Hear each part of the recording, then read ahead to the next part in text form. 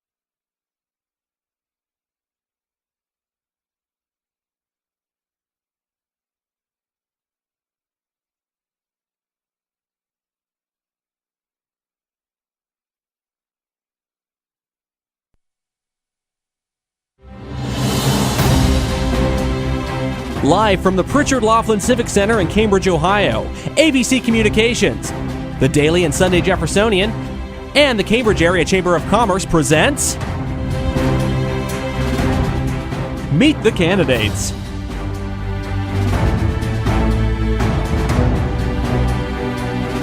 Good evening, ladies and gentlemen, and welcome to Meet the Candidates 2017. My name is Jeremy Scott, coming at you live from the Pritchard Laughlin Civic Center. And we are looking forward to a great night of information as you start to make some of your decisions as you head into the polls next month. Now, before we actually get into meeting the candidates, AVC Communications would like to thank the Daily Jeffersonian for its participation in this event, as well as to Pritchard Laughlin Civic Center because they have hosted this event so well for the past few years. And we would also like to say thank you to many others as well for all their participation with this event. Now, we will be spotlighting 4 different races tonight: the Rolling Hills, Cambridge, and East Guernsey school boards, and we will also be highlighting the Bynesville Village Council. Questions will come from our panelists on stage. To my right, we have Dan Davis from the Daily Jeffersonian, and to my left, we have ABC News' Mike McKay. It's important to note that none of the candidates were briefed prior to this event about the content of the questions. Each candidate will have 60 seconds to answer a given question. After all candidates have answered, the first candidate to have answered will have the option of a 30-second rebuttal. After all questions have been asked, each candidate will have 60 seconds to make a closing statement. The order in which questions will be answered was determined by a drawing before the show. We'll begin tonight with the East Guernsey School Board race. Joining us tonight are incumbents Dave Carter, John Skurlock, and Karen Horvath, as well as challengers Joanne Sismadia and Kyle Cochran. Our first question for these candidates will come from Dan Davis. Dan? All right, thank you. Mrs. Sismadia will start answering the questions. First question: what is your opinion on the current state of school funding, and where does the district go from here? My opinion on school funding?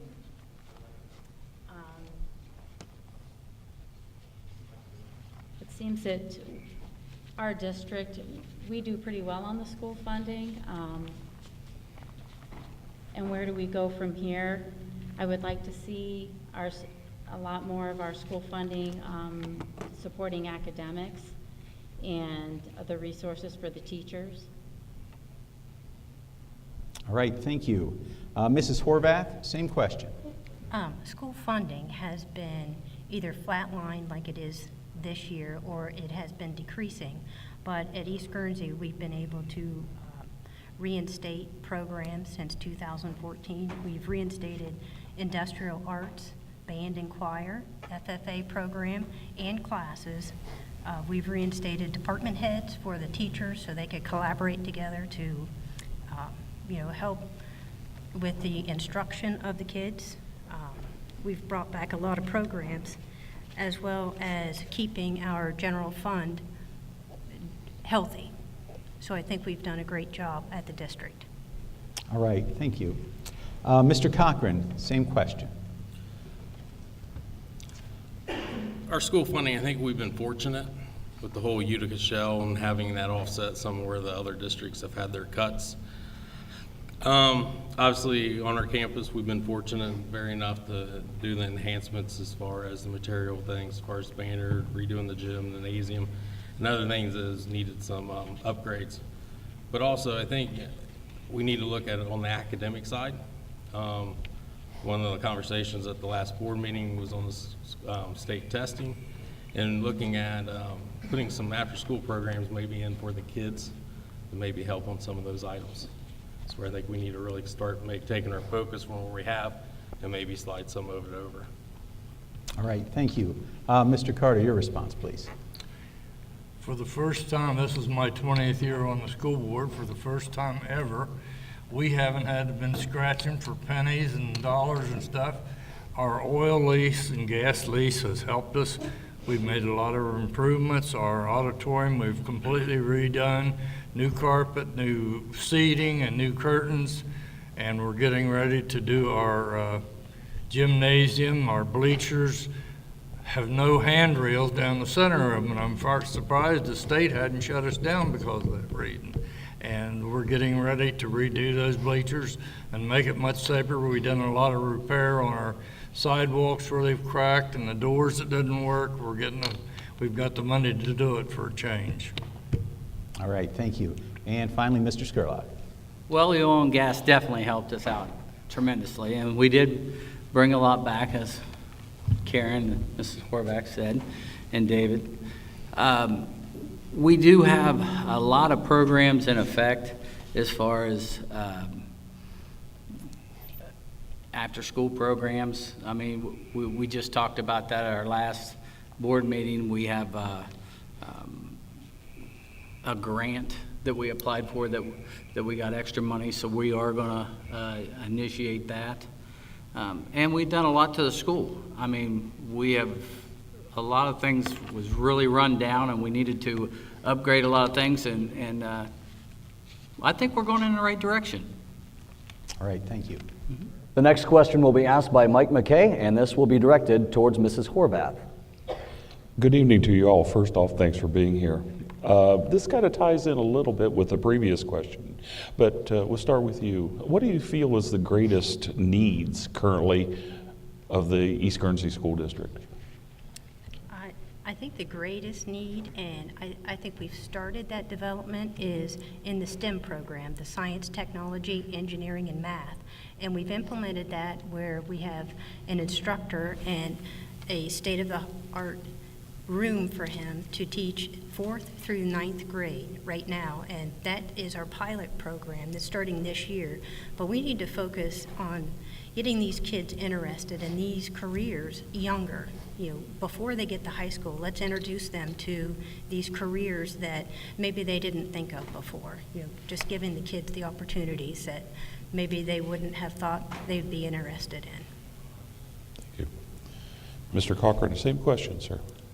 I think in the greatest needs, I mean, obviously, we'll go through those times as far as with where we could focus at and those items and bringing new programs that have not been back, but also programs that we've never seen before.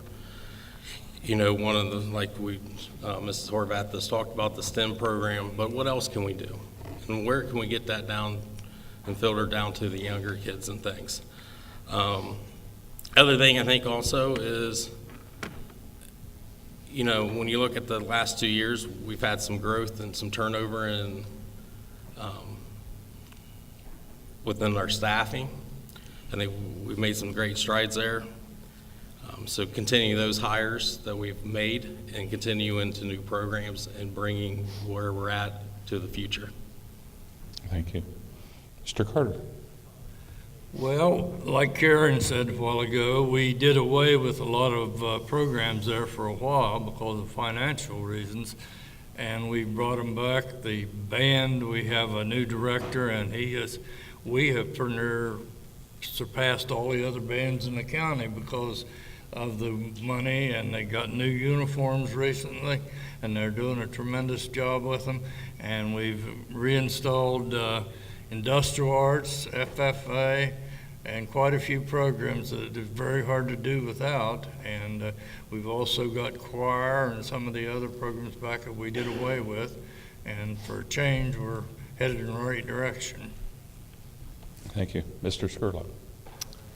Well, once again, since I am the last one, it's kind of tough to go over everything everybody's just said, but, I really believe we are going in the right direction, and there's a lot more to come.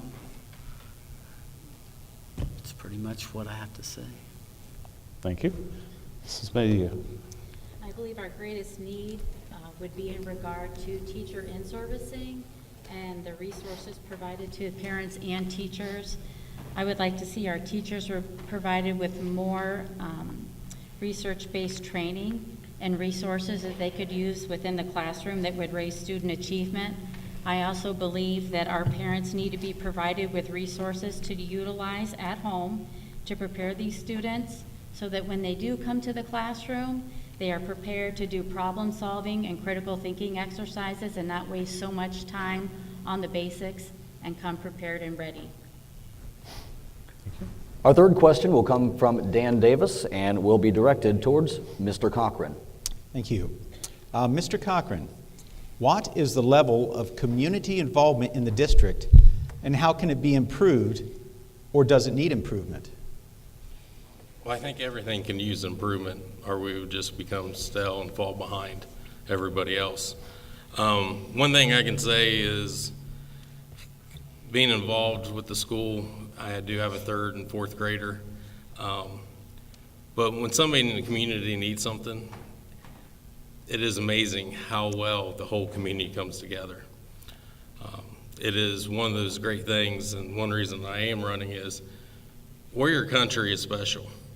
There's probably nothing else like it, whether it's a child or a staff member that comes down with something, whether it's the staff or parents, they all come together and support that person and support each other.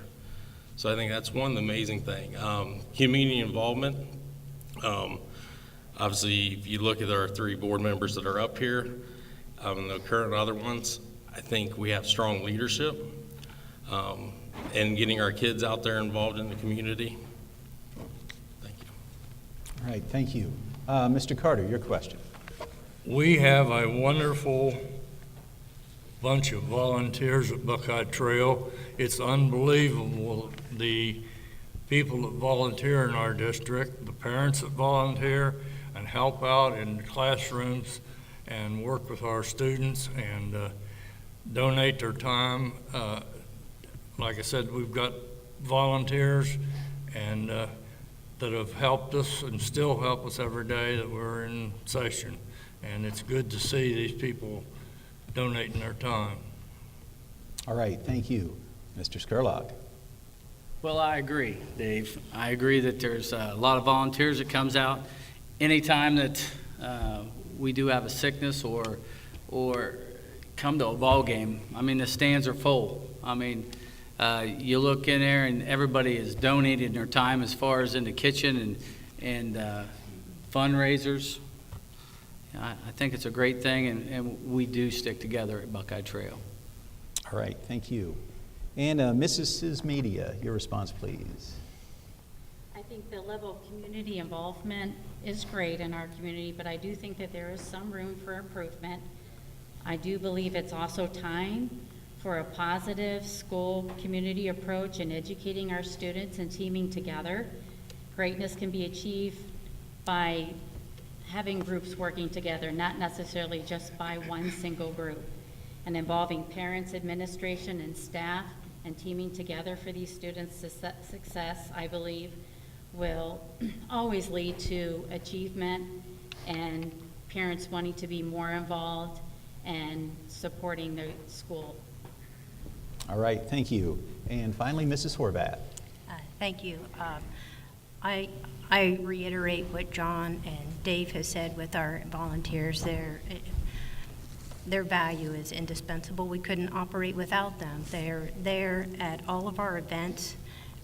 They're very supportive. Our teachers are so supportive of the kids. When they need things, they're right in there.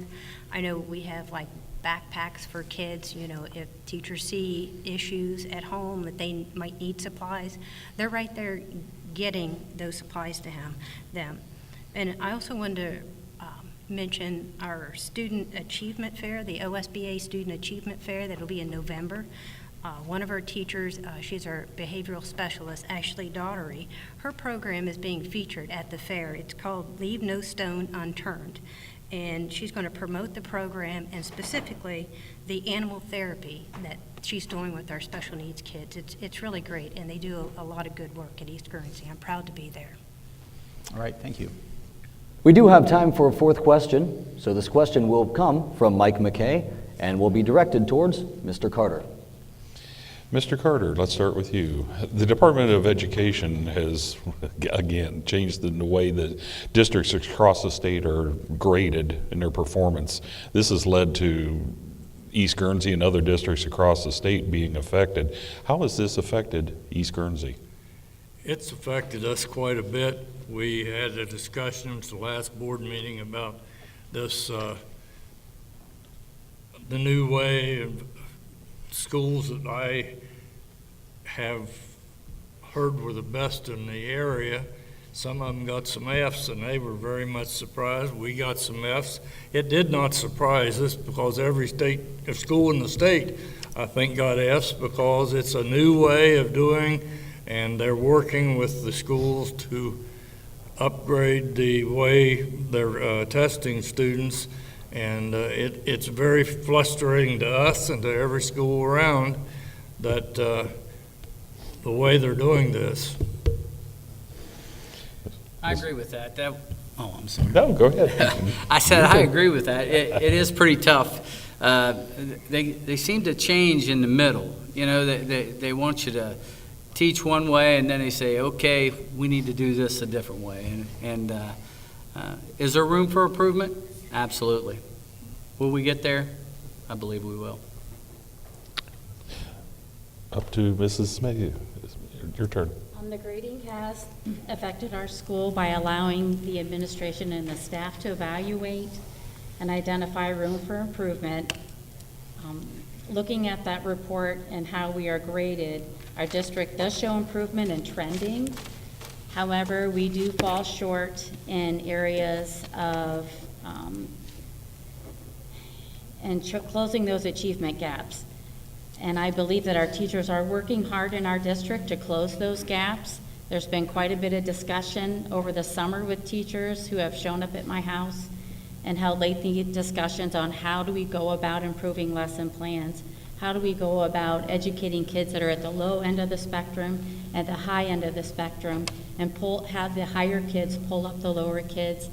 The interest in diversity of classrooms, is it a good idea, is it not? So I do think that the teachers and the staff are using that information to make some changes in the classroom that are necessary for achievement. Mrs. Horvath. Yes, I agree with Mrs. Sismadia that the 2-year trend is improving for East Guernsey in all indicators. We are improving. It is disheartening to get an F on your report card. I mean, I know that those teachers at East Guernsey are doing their job. They are working with every resource that they can. I can say that our Prepared for Success indicator has had some validity issues with the data, and it is being re-entered, and it will be accepted and upgraded by the state. So we should look forward to that grade changing. They had previous versions of the testing. You know, they went from the park to air, maybe they went from air to park, and then everything online. So the kids, I think, had some adjusting to do, but 2 years, 2 years with the same test, which is something for the state, we're showing progress, and I expect that to continue. You. Mr. Cochran, same question. Yes, I think the one area that we can improve to help our students and our staff is possibly in the environment. You know, your staff have to be happy to come to work. You know, so I think we need to get the morale back in and bring that up. To where, not saying they do anything shorter with the kids as teachers and stuff. No, they will always go above what they need to. But I think at times they don't feel they have the support of some of the administrators at East Guernsey. We saw that at a meeting, unfortunately, when a question was asked, on some reporting data that was provided to staff earlier in the year to what was presented at the board meeting. So I think the morale will bring that, but I think, yes, we're going to trend, obviously, to get a new test, but also as an adults in professional world, you're always going to face the challenges of changes. You're not always going to have the same idea as what last year's was. There's always going to be new standards, and we got to be prepared as those standards come ahead of time. And now it's time for our closing statements from each of our candidates, and we will cycle back around to the first respondent of the night, and that would be Mrs. Sismadia. Mrs. Sismadia, your closing remarks, please. I'd like to thank everyone for taking interest in our students' academic success tonight and coming out to hear what the candidates have to say. We need to remember that we are role models for these students. If we take the easy road in preparing students for the workplace, we have nothing but loss at this point, and we have done these kids a great disservice. I am not interested in these kids becoming average, and I don't believe that the parents in our district are either. It's time for a positive school community team approach to educating these kids and making good decisions regarding their education based on research and vision. We all know what the problems are. It's time to become solution-focused, involve administration, staff, and the families in educating these children. I hope to have the privilege to work alongside the families in our community to restore pride and educating these students to become productive and extraordinary. Thank you very much, Mrs. Sismadia. Mrs. Horvath. Yes, I agree that everybody up here and those in the audience, I mean, we care about the kids. We're all here to make this a better place, to keep the progress. My philosophy would be I'm committed to a first-class education from the gifted to the special needs. I'm a strong advocate for up-to-date technology and facilities, just like the implementation of the STEM program. It's important to introduce these kids to technology very early. I'm determined to seek efficiencies. As we've added these number of programs back, our cash balance at the district, our current assets have increased $3.9 million. So we've done a good job in bringing things back and keeping the balance sheet looking good. And I'm committed to finding out what skills and experiences we need to have a safe and high-quality education. And I've had a great time being on a board member, and I hope that you'll vote me back in. There's more progress to come. Thank you, Mrs. Horvath. Mr. Cochran. Yes, thank you, AVC and Daily Jeffersonian, for putting this on and getting our voices out there, especially in our rural communities. That can be hard at times. I'm running for the teachers, the kids, especially the kids, and the staff and the people of Warrior Country. We only give our kids one shot at an education. And no parent should be told they question their child's grades or the education they received 1 year. I think anybody can spend money, but it takes somebody to lead the staff and put us into the right direction. Our teachers and staff deserve to be treated with respect and dignity. I would hope you'd vote for Kyle Cochran for school board, but at the same time, I'd also like to thank the 3 board members that are up here that have currently served, because it is not an easy position to be judged, scrutinized, and everything at times. Thank you, Mr. Cochran. Mr. Carter. I think we have a wonderful bunch of teachers. Not every one of them is good, or just like at any other school. But our open enrollment this year has been over 100 students from surrounding schools. We've lost some to other schools, yes, but not nearly as many as we've gained. So there must be a reason that we're doing some things right for students to come to Buckeye Trail from these other schools. And it's a good thing to see these kids coming in and our grades and things going up. Our band is growing in size, and it's a very good thing to see this. So I think we've got a good bunch of people working in our school district to show that we're doing things right. Thank you, Mr. Carter. Our final comments for the night will come from Mr. Skurlock. Well, 4 years ago, we had no money. We went through a superintendent. We went through a lot of things at Buckeye Trail. We've worked hard to get where we are at this point. I believe the next 4 years will be even better. Now that we're not struggling, we can give back to the kids even more so than we already have. And I think we're doing a great job at Buckeye Trail, and I'd appreciate your support. Thank you very much for joining us tonight, candidates. A lot of good information shared. And we'll be back right after this with a lot more, including the Cambridge School Board, which is next, right here on Meet the Candidates 2017.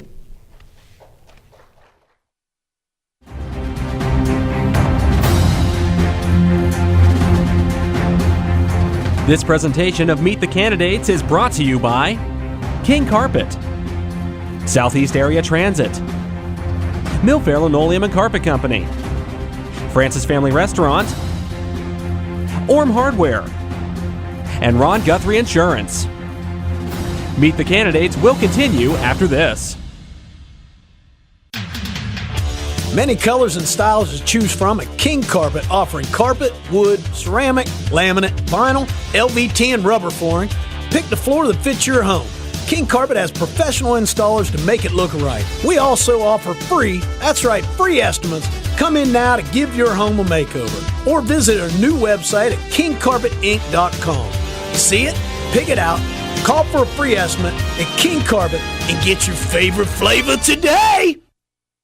When was the last time something cost you just $1? I bet you'll have to think long and hard for that answer. Did you know that you can ride the Seat Bus from one end of Cambridge to the other for just $1? You can ride from Byesville to the transfer point at Tractor Supply, where transfers are free, and continue on through Cambridge to your destination with no worries. Let Seat take the stress out of driving. Don't drive, take the bus. Call 439-3393. 439-3393. Southeast Area Transit. Ride with pride.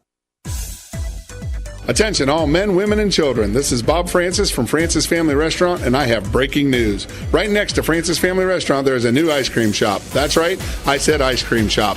With amazing new decor full of bright colors, Francis Ice Cream has creamy frozen chillers and Oreo, Reese's, M&M, chocolate chip, and so many more. Ask about our 9-scoop sundae or our in-house house ghiacciato. So stop in and check out the new ice cream shop at 1038 Wheeling Avenue, open daily from 11 a.m. to 8 p.m.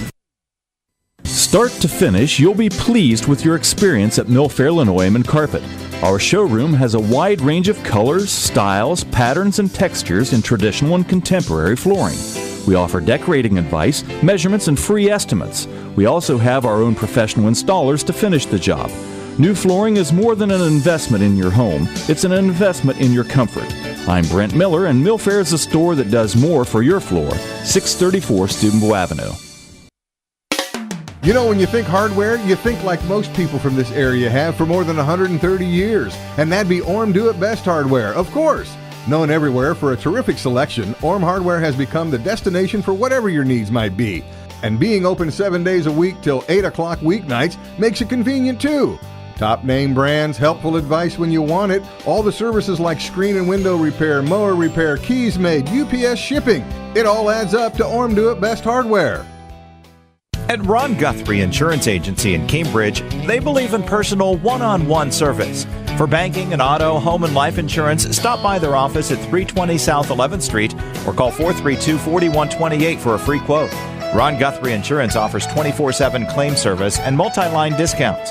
Ron, Jill, and the staff at Guthrie Insurance will personally handle all your insurance needs. That's Guthrie Insurance, your friendly hometown insurance agency at 320 South 11th Street in Cambridge.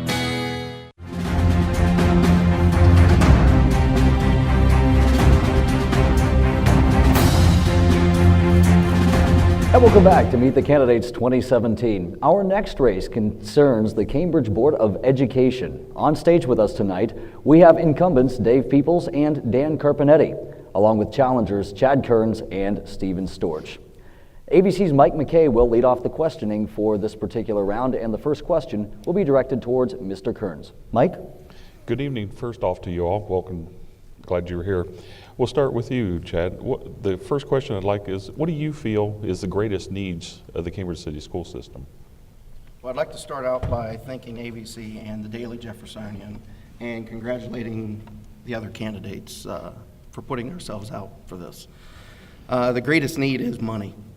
That the school needs money. We cannot control what the state cuts. We have to take steps to keep students in our school. We lose money when they leave. So we have to come up with programs that keep the kids here. My time as a school resource officer, I have learned not every kid learns the same. We're not all made the same. Some kids need hands-on. So I would like to see different programs brought back, from shop to drama. Anything that keeps the kids involved keeps them here. Thank you. Mr. Storch, same question, sir. Thank you. Just going along with what Mr. Kearns said, a lot of projects and classes that are unfortunately cut due to funding, I would like to see those be reinstated in the Cambridge City School District, along with woodshop, improving our drama department. And there's a lot of things that we can control, and there's a lot of things that we can't. And hopefully we can control the things we can, like adding classes that we do need, including advanced computer skills, all of the things that our students need to excel in the 21st century and to make our school system go into the future and into the 21st century. Mr. Peoples, same question, sir. Thank you. Not to be an echo, but Mr. Kearns is right, we do need money. But we also need the academics. We need the updated programs. We need to get the performing arts back in, and we have with choir and an advanced band program.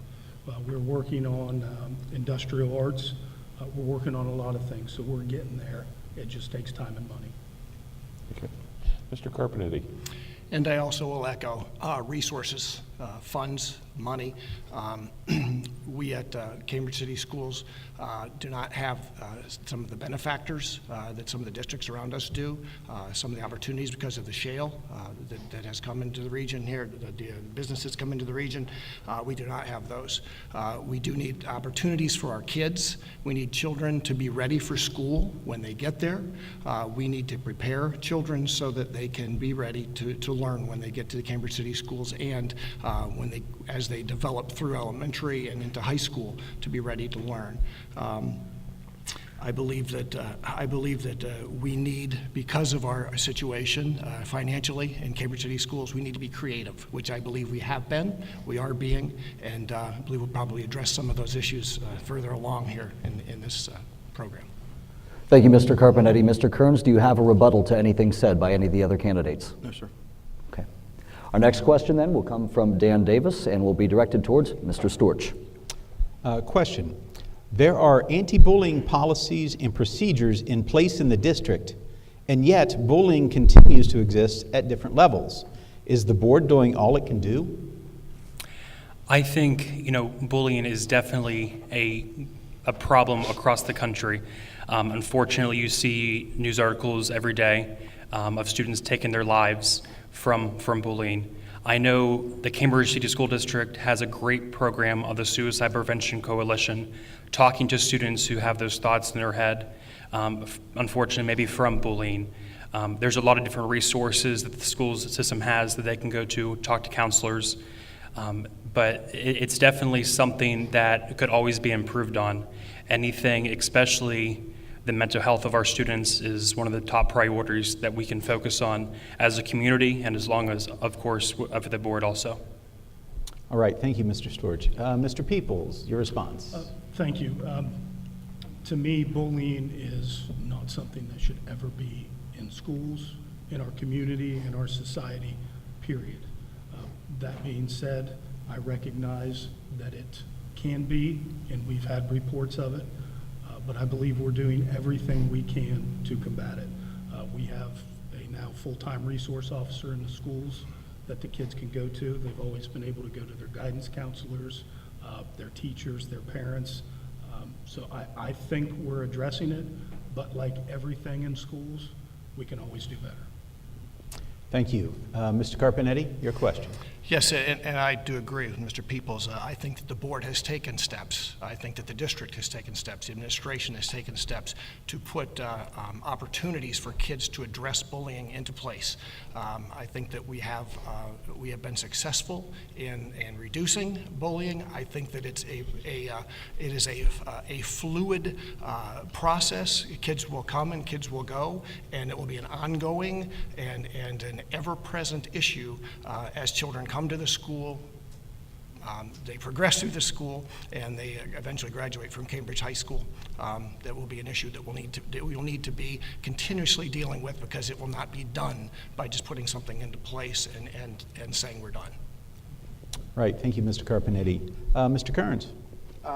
This is my 4th year as a school resource officer, and I deal with this daily. My first year, I found that the students were not reporting anything. And each of the schools had pamphlets they could fill out, drop in a box, and someone eventually would look at it. No one was doing that. So I started a SRO Twitter account, and the kids can contact me 24 hours a day if they have a concern. They can email me, they can email the principal. So a lot of it comes to the education to take back to the kids. They have ways to seek help. They don't have to walk to the office. They don't have to be seen talking to me. They can get a private message. And I'd like to see Cambridge City Schools implement something along those lines so the kids are comfortable to come to you. All right, thank you. Thank you, Mr. Kearns. Mr. Storch, do you have a rebuttal to anything said? No, sir. Okay, we will move on to our third question then. This question will be asked by Mr. McKay and will be asked towards Mr. Peoples. Dave, we kind of touched on it a little bit, but we'd like to go in a little deeper. How can Cambridge City Schools make up for the lack of oil and gas revenues that other districts in the area have been able to take advantage of? That's a great question. We need to think outside the box. We need to pull every single resource that is available to us inside and outside the district if we can find somebody. We have a great staff, great administrators who are currently trying to think outside the box. And we've come up with ways, and we will continue to come up with ways, because we have to. We have to for the students. They need a top-notch education, and we have to do that for them. Thank you. Mr. Carpenetti. I would reiterate creativity. Not only do we not have the resources and some of the benefactors and some of the privileges that other districts around us do, but in addition to that, we were looking at deficits in state funding and federal funding of near $1 million at one point this year. Now, fortunately, it didn't fall out to be that severe, but it still was significant. It was a significant amount of money, upwards of $500,000. So we did redistricting this year, controversial, yes. However, by doing that, not only do we not have to cut any programs or staff, we brought back half a day of choir and some industrial arts. We're doing some of those programs that we had let go because of the lack of finances. So being creative and being frugal with the funds that we have, I think we've begun to do that already. Thank you. Mr. Kearns. There's thousands of dollars that leaves the school district when any student leaves in open enrollment. So, like Mr. Peoples and Mr. Carpenetti said, if we can come up with programs like drama and woodshop and home ec and different things to entice the kids to stay here. And I'd also like to see the College Credit Plus courses improve, because instead of doing post-secondary, if we can keep those kids in the building, we get to keep that money. So anything we can do to help the kids, we have to look at that. Thank you. Mr. Storch, same Could you question. repeat the question, please? Yeah, how can the Cambridge City Schools make up for the lack of oil and gas revenues that other districts in the area have been able to take advantage of? Sure. Of course, just reiterating what a lot of other candidates said, getting the community involved. If we ever did decide to do a possible additional levy for the district, we would definitely need the community involvement to get that done. With that done, we're not as blessed to have the oil and gas in Cambridge as much as the other surrounding districts have. So we need to come up with, a lot of intuitive ways to get money into the district. And, that could even possibly be just applying for many grants. There's some school districts that are low on income that actually have a full-time grant writer, and that grant writer is actually funded through a grant itself. It might be a yearly grant, so that person might, get paid so much each year. But that's basically a full-time person that they can devote their time to getting more money from the district, not necessarily just from the state of Ohio. Thank you, Mr. Storch. Mr. Peoples, do you have any rebuttals to anything that was said? No, sir. All right. We do have time for one final question, so this question will actually be directed towards Mr. Carpenetti and will come from Dan Davis. Dan? Thank you. Mr. Carpenetti, some say the schools are becoming a parent away from home. Do you think schools are replacing the parent? No, never. Impossible. I do believe, however, that the schools have the, shall I say, misfortune of being the catch-all. It is the place where all students are. And when you look at doing programming, education, providing services, whether it be mental health, whether it be anti-bullying, whether it be health, education, the popular place to go is the school, because the school has the students. So in that regard, I believe that the schools have been put in a position where they are responsible for doing a lot more than education. I believe that statement is true. I think that we at Cambridge City Schools are doing well and doing our best at providing all of the needs, for all of the needs of their students, but it's an inevitability and it's a reality that schools are the place where the students are and in essence can become the place where all the services and parenting types of things are provided. All right, thank you. Mr. Kearns? I agree with Mr. Carpenetti. No, it should not be a parent. Is the school a type of a parent? Yeah. Are there kids in the school that maybe didn't eat breakfast? And I've had some behaviors in the schools that I work in, and the teachers are upset at the kids' behavior. I go in, sit down with them. They didn't eat dinner or breakfast that morning, and when I take it back, the teachers are taken back. So I think sometimes we get so caught up in we have to educate, we have to pass tests, we forget that sometimes we are the best adult in that child's life. So no, we should not be the parent, but I think sometimes we get forced into that role. All right, thank you, Mr. Kearns. And Mr. Storch, your question. Yeah, so I wouldn't necessarily call the school district or any of the schools a parent, but I would definitely say that within the past few years, the role of the school system has definitely changed. We've had, the unfortunate events of having drug problems in our area, something that's definitely, changing for the better. But we've had to implement programs so we can take care of children who have, drug-addicted parents or grandparents or whoever might be taking care of them. A lot of time you spend your time in the school system, so a lot of the teachers become pretty close to you.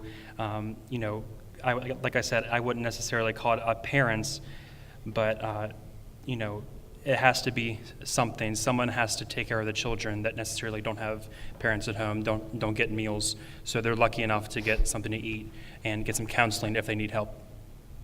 All right, thank you. And Mr. Peoples, your response, please. Thank you. No, I do not believe the schools should be parents.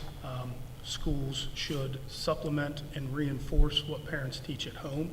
But like Mr. Storch said, unfortunately, sometimes the kids do not have that support at home, and the schools are forced into that role simply because we're not going to not do it as a school district. We can't just say, no, we're not going to be your parent, or fill that role, if you will, not use the thing as parent. But to be the first one to go to, absolutely not. The school should not be. Thank you. Thank you, Mr. Peoples. Mr. Carpenetti, do you have any rebuttal to anything that was said? I do not. Thank you. Okay, so now that all the questions have been asked, we've come to the portion of this particular segment where we will get closing statements from each and every candidate. We will cycle back around to the first respondent. That first respondent is Mr. Kearns. Mr. Kearns, you have 60 seconds to make your closing statement. My wife, Tracy Taylor, and I chose Cambridge City Schools, which she did graduate from. I have 11 years invested as an unpaid volunteer in the coaching staff. I have 2 children currently in the high school, so I truly believe I am a Bobcat. Since I was 18 years old, I have helped others in my life's work. My time at United Ambulance, Southeastern Med, or the state hospital, or currently the 18 years I've spent as a deputy sheriff, I have helped others. One thing I want to touch on is safety. In my current role as a school resource officer, I helped revamp all the school safety plans, and in today's world, the topic can never go away. It has to be a living document that never changes, that continually changes. I have 17 family members that have graduated from Cambridge City Schools, and I have 5 current family members that are currently at Cambridge City Schools.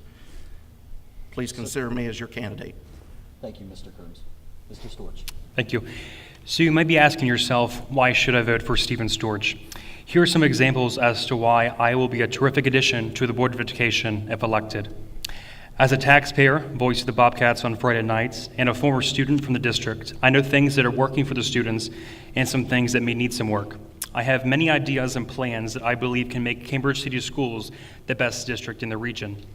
I have the dedication and the willpower that it takes to get things done for the students of the Cambridge City School District. I also think that it is a time to do away with the same old, and get some fresh ideas to the table. I would like to once again thank AVC Communications, the Jeffersonian and Pritchard Laughlin Civic Center for hosting tonight's event. When you go to the voting booth on November 7th, I would like you to remember a few things about me. I am a candidate that has new ideas to bring to the table for the district. I will base all of my voting for the ideas for the best interest of the Cambridge City Schools and not base my voting on or thoughts on an agenda. I will ensure that I keep in contact with the taxpayers, students, and staff of the district so that we can make Cambridge City Schools the best school system it can be together. Thank you. Thank you, Mr. Storch. Mr. Peoples. Thank you. I'm proud to say that the changes I have helped to make have been very positive and well received. Our district is poised to move forward in a positive manner. I am pleased about the progress the district has made, but I am not satisfied yet. I want to be sure there are challenging, engaging programs that will help support our students. I want to continue to closely monitor the outcomes of our redesigned infrastructure. There's lots of work still to be done, and I fear that we have not seen the last of the budget cuts. Our budget will remain very thin for the foreseeable future. Steering the district through the challenges that could result will require a board that is cohesive and committed to doing what is best for the students, even if it's difficult. It's time to stop talking about what the other districts around us are getting. We do not need to covet. We need to continue to improve our district with the resources we have. Over the past 2 years, I have proven myself to be hardworking, well-informed, and responsive school board member, and I'm asking the voters to allow me a second term. Thank you. Thank you, Mr. Peoples. Lastly, Mr. Carpenetti. I've been on the Cambridge City School Board of Education for 15 years. I've been here through times of prosperity and cutbacks. I've been here on this board through times of turbulence and times of peaceful functioning. I have 3 children who have gone through Cambridge City Schools and graduated, my youngest graduating this last year. I have a lot of time and energy invested in this district. I have seen us go from continuous improvement all the way to excellent with the initial grade card, scored card that came out for the districts years ago. I've seen the rules change. I've seen the targets move. I've seen us face adversity. I've seen us have to make cuts. And I believe that with the current administration and the current staff that we have the right energy, we have the right people in place that move in a positive direction. I am encouraged about Cambridge City Schools, and I look forward to the opportunity to continue to serve the people and the students of Cambridge City Schools. Thank you, Mr. Carpenetti. Thank you to all the candidates for joining us here tonight. We'll take a break and come back with the Byesville Village Council. But first, Bill Kassler will catch us up on the Guernsey County Meals on Wheels levy. It's Meet the Candidates 2017.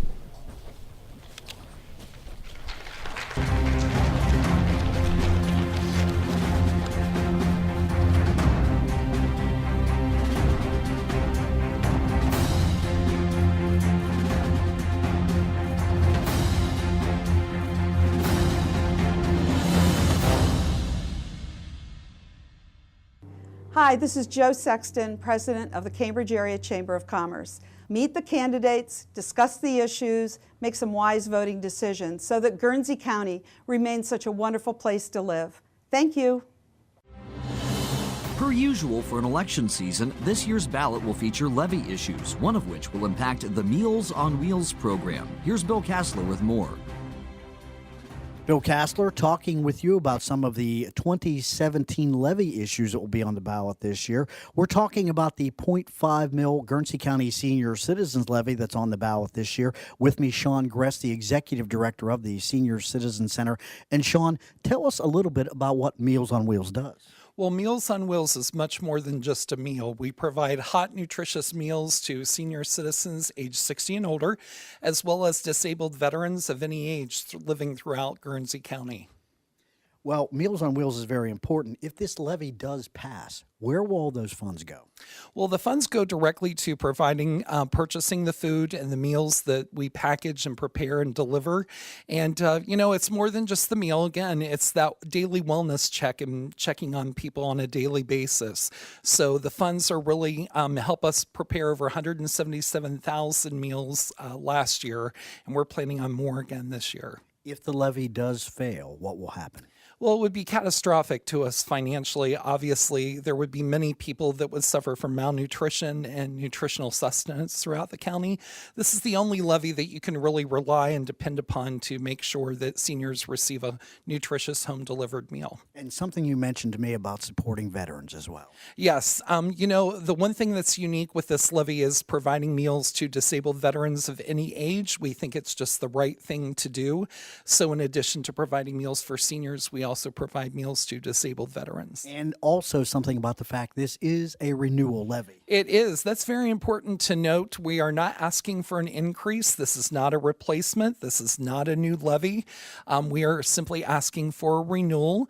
And, the cost of this levy, if you own a home that's valued at $100,000 in Guernsey County, is about $12.72 a year. So for less than the cost of one pizza a year, a medium-sized pizza, you can help feed a lot of people throughout the county. All right, Sean, thanks a lot. We'll take a look at more local issues throughout the evening. For a complete rundown of candidates and issues on the ballot in the upcoming elections, view replays of Meet the Candidates on Cambridge TV2 or visit our website, yourradioplace.com, or on YouTube at YRP-TV. And as always, for up-to-the-minute coverage on election night, keep it tuned to your favorite AVC station.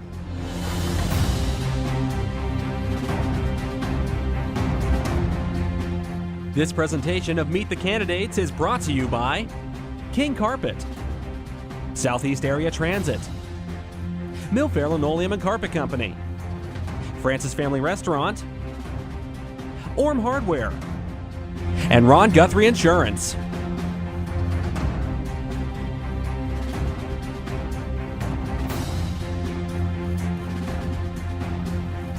And we're back at the Pritchard Laughlin Civic Center for Meet the Candidates 2017. Our third round of the night concerns the only non-school board related race. That would be the Byesville Village Council. Now, we have two incumbents among us tonight. We have Bill Albright and Randy Ray. And we have three challengers who are Marge Warner, Michael Port, and Jeff Neff as well. And we'll actually let Dan Davis from the Jeff start this questioning. Dan? All right, thank you. We will begin with Mrs. Warner for the first question. With regard to what seems like routine revenue cuts from the state and federal level, as a council member, how do you propose to balance the budget and continue services to the public? First, let me thank AVC Communications and the Jeffersonian and our beautiful Pritchard Laughlin Civic Center for allowing us to have this opportunity. Byesville is like every other small village, every other small town. We've all suffered losses. We've suffered loss of revenue due to jobs, factories moving out, closing. We're in an era where we're not going to have those factories that I grew up with, to where we have to make do with what we have. And we have to tighten our belt. We have to do the best we can.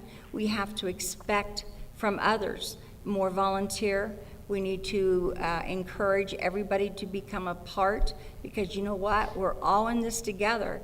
We all need to be proud to call Byesville our home.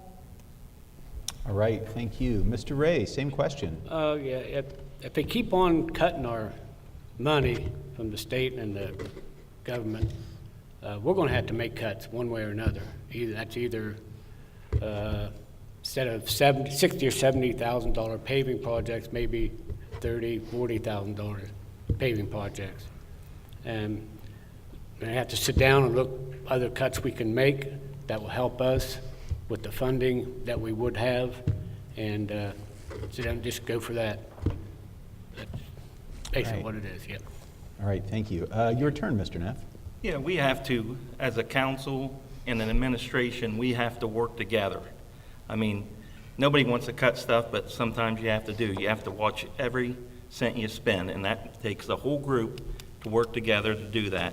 And you got to travel other avenues. You got to work with the CDC, the CIC, and see what we can bring in to the village as jobs. And next is Mr. Kenworthy, who I owe a very sincere apology to for not introducing during our opening. Mr. Kenworthy, you are next. That's fine. What we need to do, we need to promote ourselves. You know, we need to reach out and try to get some businesses or industry to come to our area. We're going to get a little bit, maybe with the power plant, but you know it'll be good. But we're going to have to do that. Nobody wants to hear about cuts. You know, I don't want to make cuts. I want to promote Byesville and make it better, so that we don't have to make those cuts. And we really need to reach out to some of these businesses and places. And you know, even if they're just forming a spin-off type of company, we need to get that down here. You know, we'll have the infrastructure to handle that. I just believe we need to promote Byesville better, and hopefully things will shape up. All right, thank you, Mr. Kenworthy. Mr. Albright. Yes, the last few years we've already, experienced these cuts, and we have started in different parts of our departments. And, we can't buy new equipment because we just don't have the money. So this is affecting that. Our roads, it's going to affect that. It's going to affect every part of Byesville, water, sewer, everything. Where's it going to come from? Who knows? Hopefully, maybe the power plant will surely help us out a lot. But as of right now, nobody really knows where it's going to have to come from. All right, thank you. And Mr. Port, your question. I see opportunities in Byesville. I think there's a good opportunity to expand the opportunities to surrounding areas, working together with other organizations like the CIC. But one of the things I think is important too is there's a lot of grants out there. And I've had the privilege of writing a couple grants for a couple different events in Byesville. And I truly believe we need to access that more and use those resources that are out there, bring that in, as well as continue to push more businesses. I think with the addition of the electric plant, I think that it gives us the opportunity to sort of expand out a little bit so that we have the opportunity to encourage more businesses to come and be part of Byesville. All right, thank you. Thank you, Mr. Port. Mrs. Warner, do you have any rebuttals to anything that was said? Yes, I do. Seeing as you've opened the door on revenue, on how we're going to manage, what needs cut, this is my opinion. I've called local and area villages, cities. Byesville City Council makes more money than anyone that I've called. They are at approximately $470 a month. So if we're going to make cuts and we need money, we need to start at the top and look at what we're paying compared to the other places that I've called. The closest that I could find is Caldwell, and theirs is $300. We've got New Concord at $80, Newcomerstown at $100, South Zanesville at $100. It doesn't make sense that our money is going to the top when the residents are in need of a village to call home, a village to be proud of. So we need to look at these cuts at the top before we go with anything else. Thank you, Mrs. Warner. The next question will go to Mr. Ray and will be asked by Mike McKay. Mr. Ray, council members are often in possession of certain facts that sometimes the general public's not aware of. How would you deal with a vote that seemingly goes against your constituents' wishes or you personally? So that's what? How would you vote for something, say, you knew about through committee meeting that not everybody knew about, but you did? Yeah. How would that affect your vote? Well, if I knew a lot about it, I'd probably, vote for the right thing. And it depends what it is, what it would be. If it's good for the village of Byesville, it make improvements and stuff like that, yeah, I'd be in favor of voting for it. Okay. Mr. Neff? Yeah, I mean, you got to vote, you got to go for what you think is best for the village first. And, with your budgets and everything, I think every quarter those things should be posted around Byesville so our residents know what their money's being spent on. And if we do that, people will have a heads up and get people involved in council meetings so they can see what we do every day. Thank you. Mr. Kenworthy? Yeah, Mike, I've been in that position, and it's not an easy vote to vote, but sometimes you have to make a tough decision, and you have to figure out what's best for everyone, And just because I vote against something that other council members may disagree with me, that doesn't mean we can't all work together. Sometimes it's an unpopular vote, sometimes it's not. But we have to think of the big picture. What is right? And we can all sit down and discuss it before we vote and, try to work things out. And, it's all about what's best for our town and our people. Okay. Mr. Albright, same question, sir. Yes, Mike. We always think of Byesville first. What we vote on is for the good of Byesville. Now, sometimes there is a difference in our voting, as you know, and that's what it's all about. That's what the world's about. Everybody's different, and you're voting. So we just try to vote the right way. Thank you. Mr. Port? I pretty much agree with almost everybody up here. I mean, the reality is there are times you have to make tough decisions. I think sometimes we make our decisions based upon our preferences or things like that, and maybe this is what we're used to. And I think we have to get beyond that at times if we want progression for our village and making some tough decisions and say, yes, this may be how we've always done it, but we may have to get to a point to say, this is what we need to do in order to make sure that change actually occurs. Thank you. Mrs. Warner? All good answers, every one of them. But if given the opportunity, no matter who gets elected, it is our duty after being elected and taking that oath for Byesville to always look out for the residents, for the safety, for their concerns, have an open door policy and open meetings to where people can come, and they do come sometimes, not always, but to discuss the issues that face them today. But a council person should be there. They should listen to what the community has to say, take it in, evaluate it with other council, and hopefully come out with the best decision. Thank you, Mrs. Warner. Mr. Ray, do you have any rebuttal to anything that was said by the other candidates? Yes, sir. Okay. Our next question will be directed towards Mr. Neff and will be asked by Dan Davis. Dan? Thank you. Mr. Neff, would you vote for something that benefits the county but could be counterproductive to the village? Well, that'd be something that you'd have to really study. I mean, overall, we're part of the county, so we got to do what's best for everybody. Now, if it's something that's going to hurt Byesville badly, no, I wouldn't vote for it. I mean, I'd have to just study the situation and come out with the best result. All right, thank you. And Mr. Kenworthy?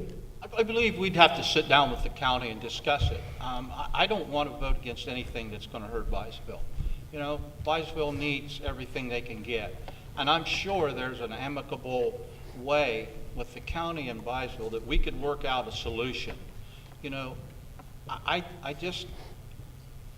I guess I would have a hard time understanding why they would want to hurt us with a vote, to do something to our town. But I believe we need to sit down with them and work out a solution, find out what's best, and then explain it to our people before we cast a vote and get some input.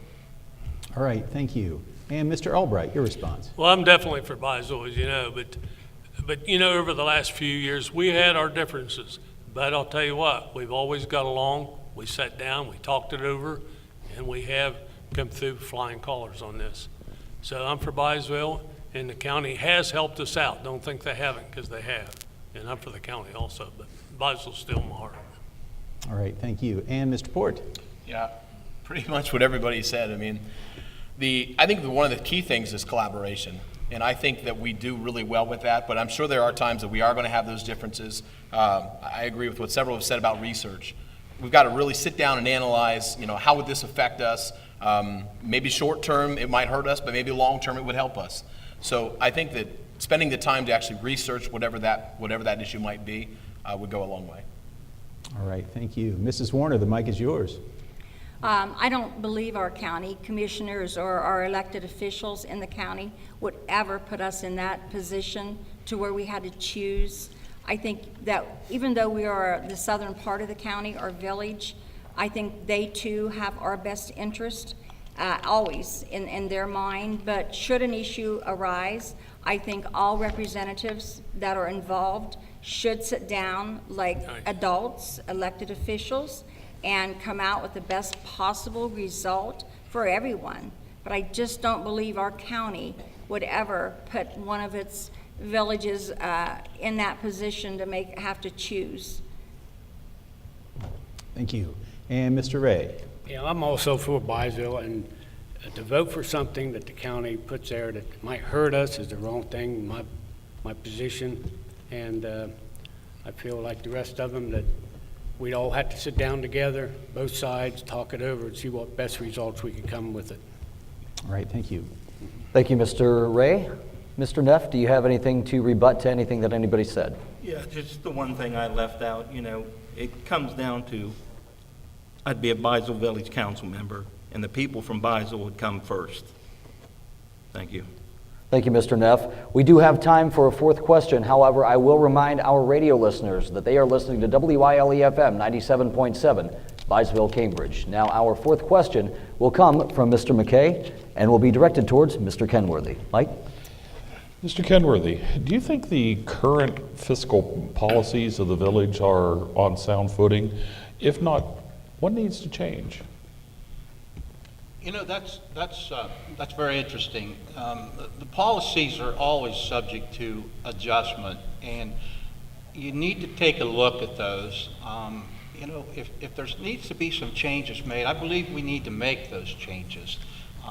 It's all about the bottom line, and I've looked at some of the spending.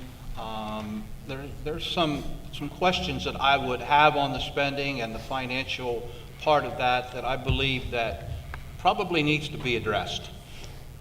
And it doesn't make good policy to, waste good money on some things that probably need to be tightened up a little bit.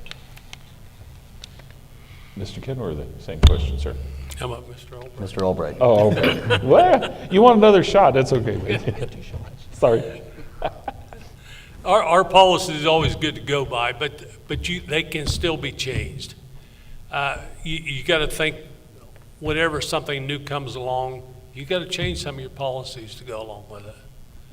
Like, there's so many different things going on in our village right now, our water lines and our sewer and our roads and so forth, like this. And every day we change some of our policies to make things right.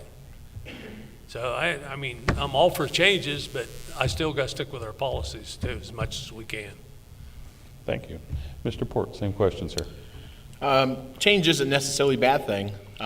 When you look at the policies that are in place right now, there are some that could quite possibly hinder us from being able to have the development we need in order to bring businesses here.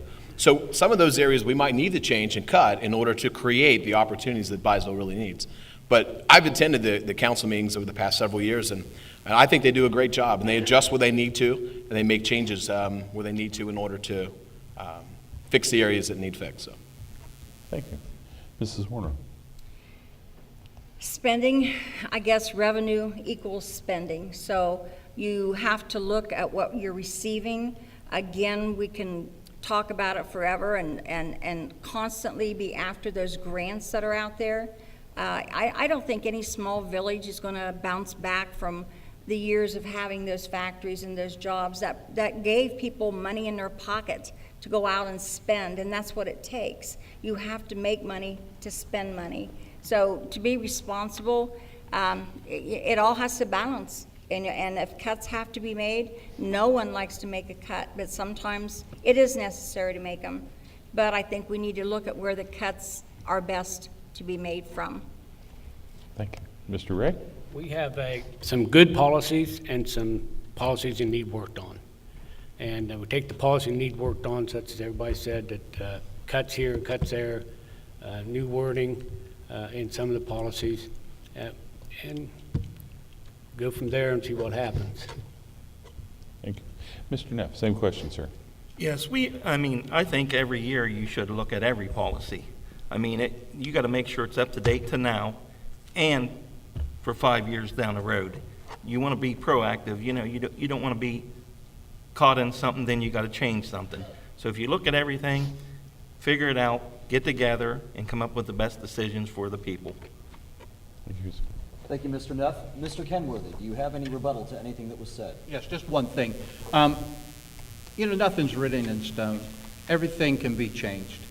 And if something needs to be changed, council as a whole needs to address it and change it. And that's the bottom line. We have to make it work. And we have to get together and cooperate and make it work. So everything's subject to change.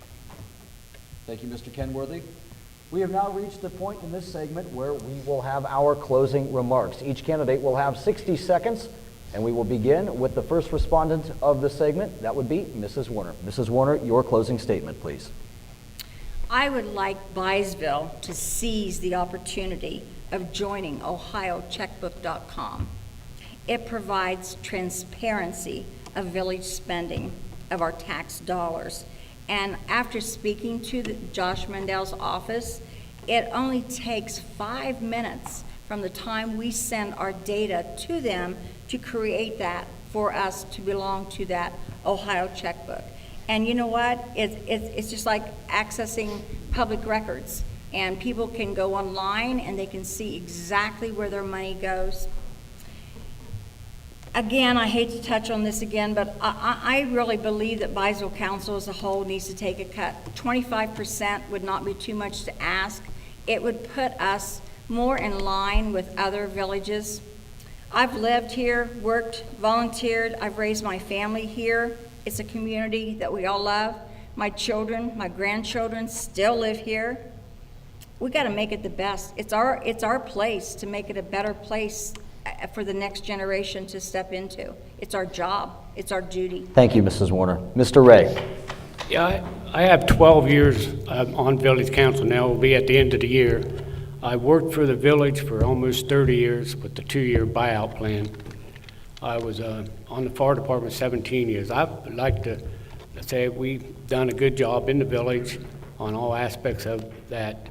I would like 4 more years to say to get done what we got going right now. We got the Project Phoenix coming up, which is going to be a good thing for the village, for business and jobs. And in the long run, I'd like to see our railroad back in service to bring tourism back to Byesville, which we need real bad. And other than that, that's about it. Thanks. Thank you, Mr. Ray. Mr. Neff. Yes, Byesville is a special place to me. I've been a lifelong resident. My parents owned businesses through the 70s and 80s in Byesville. My father always told me, whenever you get a chance, give back to your community. And I'm at the point now to give back to my community. If elected, I look forward to working with the administration, the other council members, and the great departments we have. We have a great police department, water, fire, we have sewer, street departments. We all have good workers. And that's what I want to help build on those, to make them better. And mostly important to me is working with the people of Byesville. We got great people down there. and I have children, and I want them, one day when they decide to get married and start families, I don't want them to relocate. I want them to call Byesville home. Thank you. Thank you, Mr. Neff. Mr. Kenworthy. Thank you. I previously served on the Byesville Park Board for 10 plus years. During that time, we were able to secure donations to fix roofs of buildings. I helped write and receive grants for the play pod, the water fountain, the gazebo, different pavilions. I would like to continue that for the citizens of Byesville. I agree we need to be on the Ohio checkbook. We need to be transparent with our people. I also feel that we should work the whole village. We're all in this together. There's no one section of town or any individual that deserves any less treatment than anybody else. I'll work hard to solve any issues, problems, or complaints. I'll look at it logically and fairly, and hopefully, we as a council can work together to resolve that issue. I just, I'll be there if something is needed. Thank you. Thank you, Mr. Kenworthy. Mr. Albright. Yeah, I want to thank Matt Costello and Betty Razier. They're the outgoing council people. They've done us a good job. And us six sitting right here right now, we got Byesville in our hearts. That's why we're here. So we want to continue that. And almost 6 years ago, we never even had a police department. And now we got a real fine police department. We got a fire department, real good fire department. We got a nice park. Byesville is on the uprise. And we do so much paving every year, so much water lines every year to continue to move forward. And our infrastructure is getting better, so I think we've done a good job. And I thank the people of Byesville for over the last 8 years supporting me, and I thank them. Thank you. Thank you, Mr. Albright. Finally, Mr. Port. Well, unlike most of the candidates, I didn't grow up in Byesville. Back in 1999, I chose to come here. And since I've moved to Byesville, I absolutely love it. Does it have its problems? Sure, every town has its problems. But the reality is Byesville has so much potential that is out there. We just have to go out and grab it. Over the past 2 years ago, I ran for Byesville Council, and I didn't win. But my goal was to still stay involved. I went to all the council meetings as much as I could. I maybe missed one or two. So I've learned a lot about what the council has done and what they haven't done. I've learned a lot about the policies and procedures. And I truly believe that I can bring something to the table, and new ideas and strategies, as well as grants and going after grants in order to improve our parks and things like that. I was asked to be the park board president a couple years ago, and I've absolutely loved it and try and do whatever I possibly can to help the village in that area. And so I pray that my leadership there will be evident in other areas as well. Thank you. Thank you, Mr. Port, and thanks to all 6 of you for coming out here tonight. Thank you. Our final race of the night will come up next. That'll be our Rolling Hills School Board race, and Bill Kassler will catch us up on a 911 levy as well. You're watching and listening to Meet the Candidates 2017.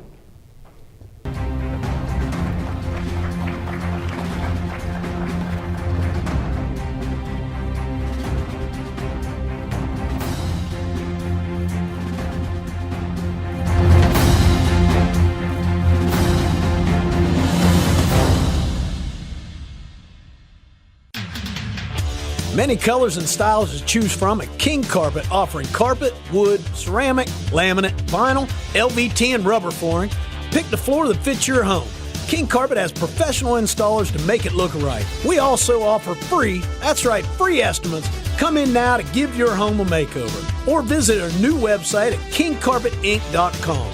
See it, pick it out, call for a free estimate at King Karpet and get your favorite flavor today. When was the last time something cost you just $1? I bet you'll have to think long and hard for that answer. Did you know that you can ride the Seat Bus from one end of Cambridge to the other for just $1? You can ride from Byesville to the transfer point at Tractor Supply, where transfers are free, and continue on through Cambridge to your destination with no worries. Let Seat take the stress out of driving. Don't drive, take the bus. Call 439-3393. 439-3393. Southeast Area Transit. Ride with pride. Attention all men, women, and children. This is Bob Francis from Francis Family Restaurant, and I have breaking news. Right next to Francis Family Restaurant, there is a new ice cream shop. That's right, I said ice cream shop. With amazing new decor full of bright colors, Francis Ice Cream has creamy frozen chillers and Oreo, Reese's, M&M, chocolate chip, and so many more. Ask about our 9-scoop sundae or our in-house house ghiacciato. So stop in and check out the new ice cream shop at 1038 Wheeling Avenue. Open daily from 11 a.m. to 8 p.m. When Guernsey County voters go to the polls this November 7th, one of the issues on which they'll be asked to provide feedback concerns 911 service in our area. Bill Kassler has more. Bill Kassler with you, talking about some of the county-wide issues facing voters in the November 2017 general election. The Guernsey County Sheriff's Office has petitioned voters for a $1 5-year levy issue for the county's 911 system. With me, Guernsey County Sheriff Jeff Payton. Sheriff, explain the sudden need for this levy. The sudden need for this levy is a state mandate came down saying that we have to have 2 dispatchers per shift. Right now, currently, we only have 1 dispatcher per shift, and we're one of about 5 counties that only have 1 dispatcher per shift. They're telling us that we have to have 2 because what we have is we get all the 911 calls, the wireless 911 calls, and what's called a PSAP. And the PSAP is that we take all the wireless 911 calls and we process them through our system. If we don't get this 911 levy passed, all of our 911 wireless calls will not stay local. It'll go to like Franklin County. And the reason for this is they want our dispatcher to be emergency medical dispatcher qualified. So each one of our dispatchers will be able to answer a phone. And when they answer the phone, if it's emergency, they will talk the person through the emergency and give them advice on the phone until the squad gets there. So that's why we have to have 2 dispatchers per shift, because that one person has to spend special attention to that one call all the way through. If the levy does pass, where will these funds go? If the levy passes, which I'm hoping it will pass, it will fund 5 additional dispatchers. It will fund the equipment needed to do the emergency medical dispatchers, and also it'll fund money towards fire departments to help better communicate with them through the radio systems. If this levy fails, can you tell us a little bit about the effects? Oh, if this levy fails, the personal communication, the personal touch that we have right now as a sheriff's office will not be there, because we will not be answering the wireless 911 calls. They will be transferred to a big city like Franklin County. Franklin County will then transfer it back to us, and then we will have to respond in that way. So it's going to take away the personal touch of John living, next to the big red barn that we all might know. Franklin County will not know that, and the response time will be a lot slower. Currently, what is Guernsey County 911 responsible for? Well, we're responsible for 16 fire departments, 12 EMT squads. We dispatch for many Byesville PD, Salt Fork, Seneca. So we have a lot of responsibilities dispatching through 911. Okay, thank you, Sheriff, and good luck on the levy. We'll take a look at more local issues throughout the evening. For a complete rundown of candidates and issues on the ballot in the upcoming election, view replays of Meet the Candidates on Cambridge TV 2, or visit our website, yourradioplace.com, or on YouTube at YRP TV. And as always, for up-to-the-minute coverage on election night, keep it tuned to your favorite AVC station. Meet the Candidates will continue after this. Start to finish, you'll be pleased with your experience at Milfair, Linoleum, and Karpet. Our showroom has a wide range of colors, styles, patterns, and textures in traditional and contemporary flooring. We offer decorating advice, measurements, and free estimates. We also have our own professional installers to finish the job. New flooring is more than an investment in your home, it's an investment in your comfort. I'm Brent Miller, and Milfair is a store that does more for your floor. 634 Steubenville Avenue. You know, when you think hardware, you think like most people from this area have for more than 130 years, and that'd be Orme Do It Best Hardware, of course. Known everywhere for a terrific selection, Orme Hardware has become the destination for whatever your needs might be. And being open 7 days a week till 8 o'clock weeknights makes it convenient too. Top name brands, helpful advice when you want it, all the services like screen and window repair, mower repair, keys made, UPS shipping. It all adds up to Orme Do It Best Hardware. At Guthrie Insurance Agency in Cambridge, they believe in personal one-on-one service. For banking and auto, home, and life insurance, stop by their office at 320 South 11th Street or call 432-4128 for a free quote. Ron Guthrie Insurance offers 24/7 claim service and multi-line discounts. Ron, Jill, and the staff at Ron Guthrie Insurance will personally handle all your insurance needs. That's Ron Guthrie Insurance, your friendly hometown insurance agency at 320 South 11th Street in Cambridge.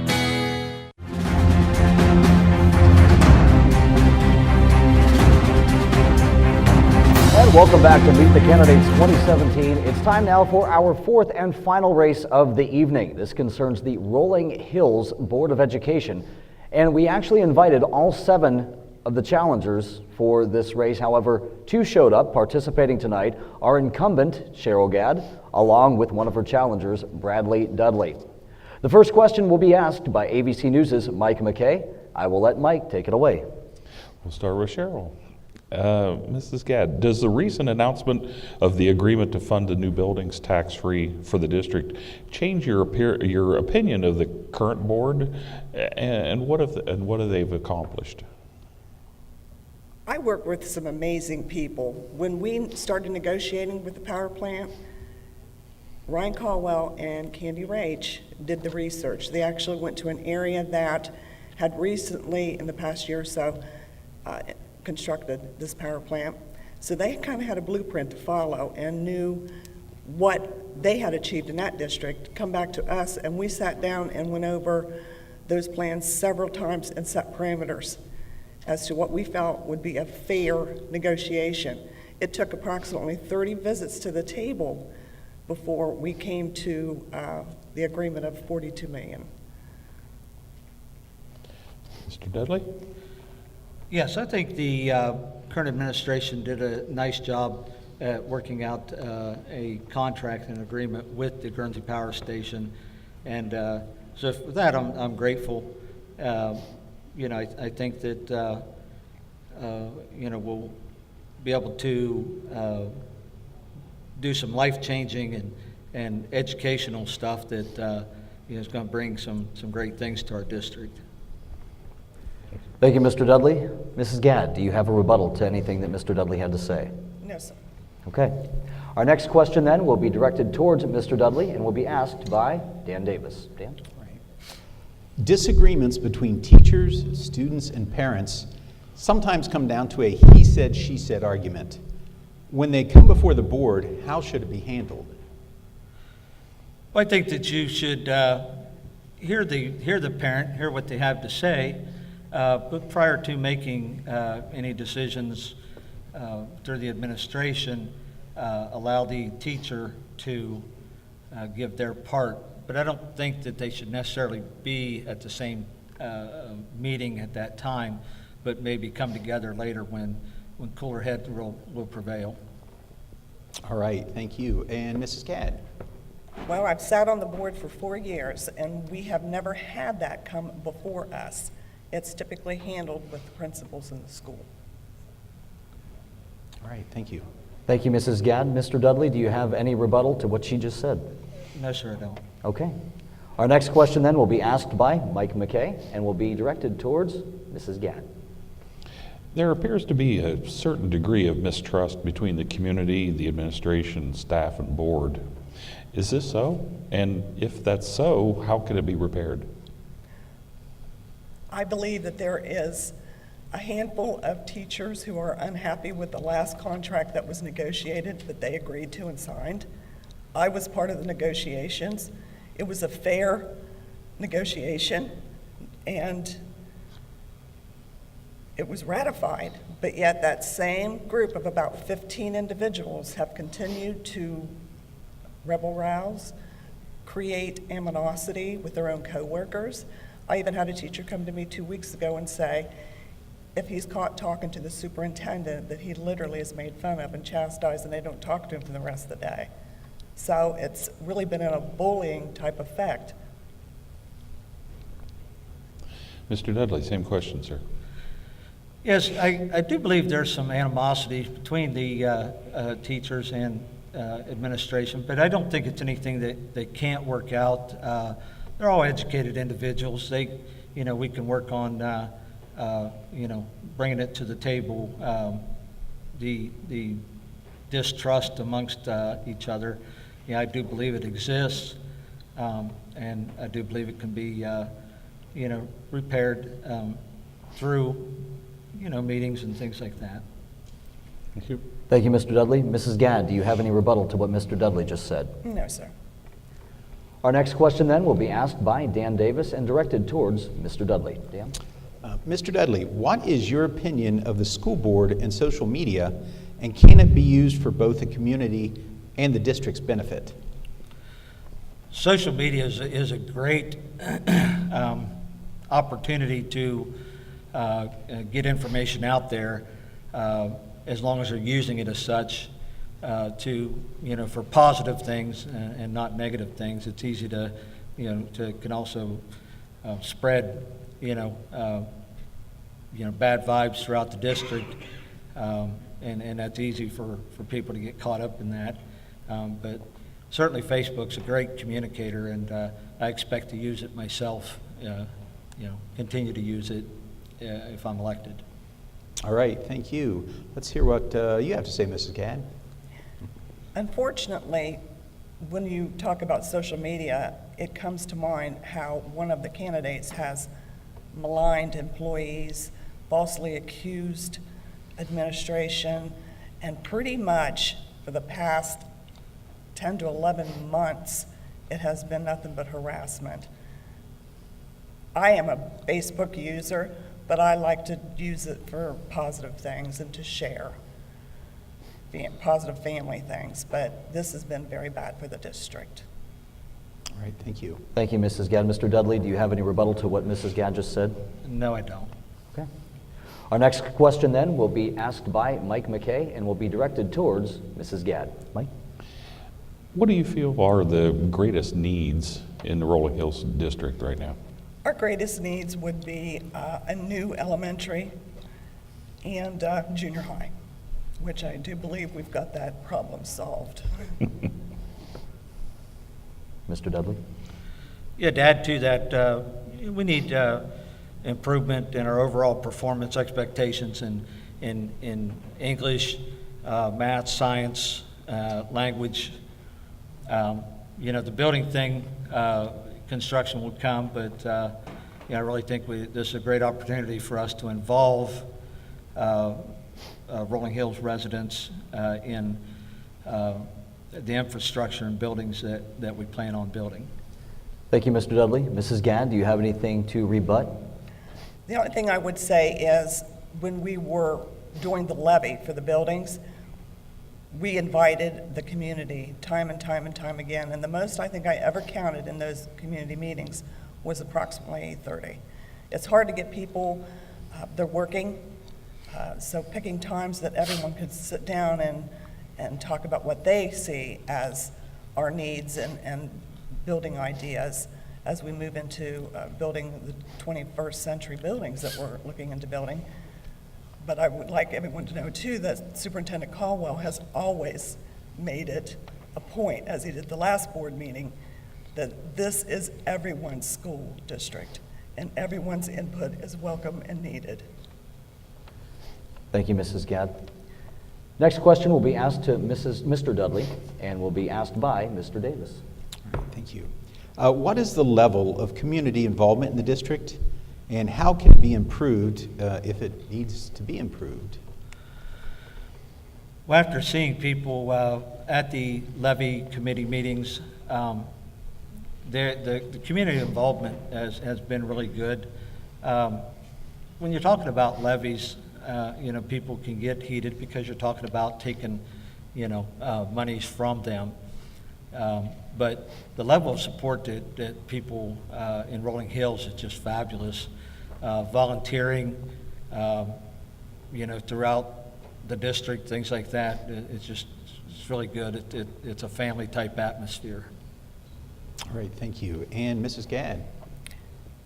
We definitely have a family type atmosphere, and we have parents who step up and help students when other parents have to work, and they kind of like foster, if you will. We've always had a strong sense of community in that regard, and if someone would be in a car accident like Sarah, our community really got around her and it was just amazing to watch. Thank you. Thank you, Mrs. Gadd. Mr. Dudley, do you have anything to rebut? Not rebut, Dad, to Sarah and the Gress family that recently, how the community has, and kids of the schools have gathered around that family to help them, through this difficult time raising money. It's really great. Our next question will come from Mike McKay, and will go towards Mrs. Gadd. What do you feel is your idea of an ideal school board member? An ideal school board member is someone who leaves their personal agenda at home, their personal feelings. You must be able to come in, sit at the table. If you disagree, that's fine, because we've all disagreed. But keep it professional. Disagree in executive session, work it out. I have never come out from an executive session that I was not at peace with the other board members. And it's really the way it needs to be. After all, we're there for the kids and we have to behave appropriately. Mr. Dudley. Yeah, a good school board member leads by example, gets out there, volunteers, listens to the people, taxpayers and teachers and administration and all, and makes informed decisions. Thank you, Mr. Dudley. Mrs. Gadd, do you have anything to rebut? No. We do have time for one more question, and that question will be asked by Dan Davis and will be directed towards Mr. Dudley. Mr. Dudley, are you in favor of arming staff members? Yes, I am. On top of other programmings, we got the active shooter situations is very real in this day and age. And I've been in law enforcement for over 20 years and very much believe that maybe even more than one should be armed in the school. All right, thank you. And Mrs. Gadd, same question. I agree wholeheartedly, and I know that they have looked into that, and this day and age, I agree. All right, thank you. Thank you, Mrs. Gadd. Mr. Dudley, do you have anything to rebut? Yeah, that's one of the things I want to work on as far as awareness issues and programs, and that's suicide awareness, bullying. The active shooter was a thing that I had wrote down. So continue to look for grant funding and funding for those programs. Thank you, Mr. Dudley. We have come to the point in this segment where we will get our closing remarks from each of our candidates, and we will cycle back around to the first respondent from this segment, Mrs. Gadd. 4 years ago, I ran for the board seat solely because working in the court system, I seen a need for troubled children who was falling through the cracks and not getting educated. Then they would be sent away for a period of time, brought back into their home schools, put in regular class setting. The teachers could not get them caught up to sit down and take state standards, and it was pulling him away or she away from the other students in the room. So it was really hurting the classroom experience. So I was really pleased when I found out that Mr. Caldwell was looking into bringing back alternative school. And so in this 4 years, we have done that. We brought back alternative school, which has wraparound services for our children, and their educational needs are being met. We have Cole College, that there is literally 46 college credits you can obtain on campus at no cost to the parent or student. I'm very thankful for what I've been able to do, and I hope that you vote for me, and I continue to work hard for students in this district. Thank you. Thank you, Mrs. Gadd. Mr. Dudley, your closing remarks. Yes, I have more than 20 years as a public servant. My family volunteers whenever we're called upon, from the district and community. We volunteer in community events, and I would like to see us, I'd like to push for more efficiency and transparency. We talk about the online checkbook, and really think Lower City did a good job at stepping forward and taking the lead on that. I think that's something that we need to look at, to put it out there, so people can just look at it online. I'd like to update some policies and procedures and look at those.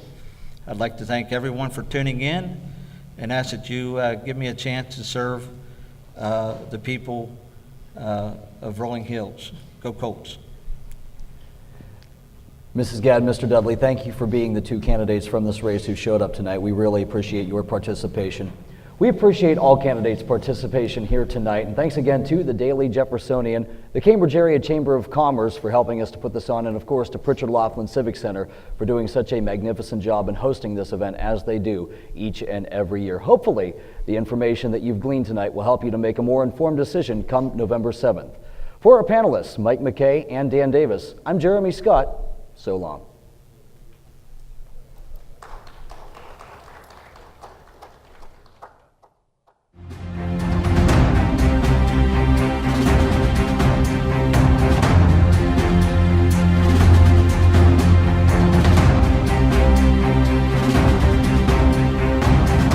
Meet the Candidates has been brought to you by King Karpet, Southeast Area Transit, Milfair Linoleum and Carpet Company, Francis Family Restaurant, Orme Hardware, and Guthrie Insurance.